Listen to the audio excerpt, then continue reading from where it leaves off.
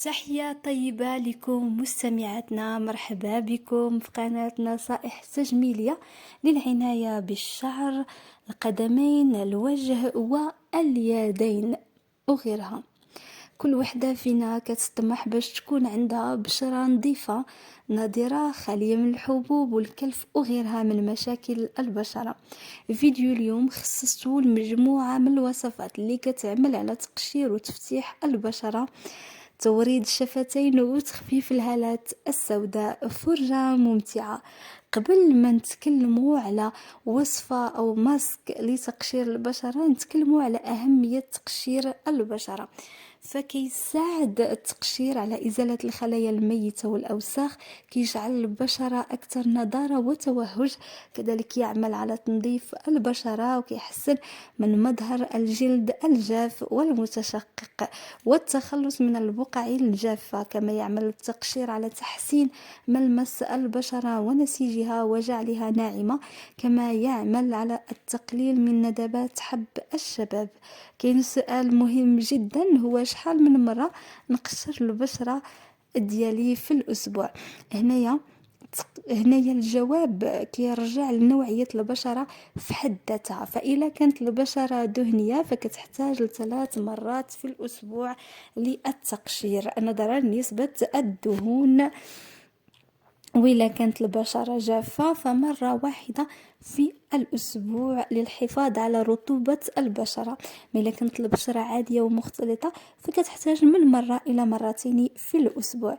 ننتقل لطريقة ومكونات ماسك تقشير البشرة. كناخدو معلقة كبيرة من القهوة، كنزيدو عليها 2 معالق كبار من الزبادي او الياغورت او دانون. كنخلطوا هاد المكونات مزيان، من بعد كنوضعوها على الوجه ديالنا مع القيام بعض الحركات الدائرية لمدة 5 دقائق. من بعد كنغسلو الوجه ديالنا بالماء. هذه كخطوة أولى. الخطوة الثانية هي تحضير ماسك تفتيح لون البشرة بمكونات جد رائعة ومفيدة للبشرة. كناخدو معلقة كبيرة من نشا أو مايزينا، كنزيدو عليها معلقة كبيرة من الحليب المجفف، وكنزيدو عليها 2 معالق كبار من الياغورت الطبيعي او الزبادي او دانون. كنوضعو هاد الماسك بعد ما كنخلطو هاد المكونات مزيان، كنوضعو هاد المكونات او هاد الماسك على وجهنا لمدة نص ساعة او نصف ساعة، ثم او 30 دقيقة، عفوا نصف ساعة او 30 دقيقة.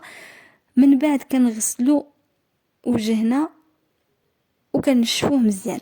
ننتقلوا من بعد ما كنشفو وجهنا نقدروا نرطبوه بالمرطب المناسب للبشرة. كننتقلوا، هنايا المرطب كيبقى على حساب نوعية البشرة. ننتقلوا لمسك توريد الشفتين. كخطوة أولى كنعتمدوا على تقشير الشفتين مرة في الأسبوع. كمقشر الشفتين كنستعملوا في هذه العملية السكر مع العسل، كنخلطوهم مزيان وكنستعملوا مع الشفتين ديالنا مع القيام بحركات من أجل تقشير الشفتين والتخلص من التشققات وتغذية كذلك الشفتين نظرا لفوائد العسل وأهمية السكر في التقشير. بالنسبة لتوريد الشفتين فكخلطة أو كوصفة كنخلطوا القليل من الفازلين مع القليل من العكر الفاسي، كنوضعوهم يوميا، وكنوضعوهم على الشفتين ديالنا يوميا. فهاد الخلطة كتعمل على توريد الشفتين وترطيبها والتخلص كذلك من تشققات الشفتين. لتكون باش ننتقلوا الوصفة ولا بعد ننتقل لطرق تخفيف الهالات السوداء أو تقليل السواد تحت العين. فكنوضعوا شرائح الخيار أو البطاطس ولا البطاطا، إما كنوضعوا رونديلات ديال الخيار ولا رونديلات ديال البطاطا تحت العينين لمدة ربع ساعة كل يوم من أجل التخفيف من الهالات السوداء أو التخلص من السواد تحت العينين. فمن باب من لا يشكر الناس لا يشكر الله. لكل متابعينا الكرام، شكرا لمن يتفاعل مع فيديوهاتنا ومنشوراتنا، والشكر موصول أيضا لمن يتابعنا في صمت. فكل الشكر لكم متابعينا، شكرا لثقتكم. كل هذا لن يزيدنا إلا إصرارا وعزيمة على المضي قدما لتكون أفضل مما سبق. فنحن نكبر بحبكم لنا ونبدع بحبنا لكم، فهدفنا دائما هو تقديم الأفضل لكم، ونتمنى أن نكون دائما عند حسن ظنكم مع خالص الحب والتقدير من قناة نصائح تجميلية. إلى اللقاء، انتظرونا في فيديو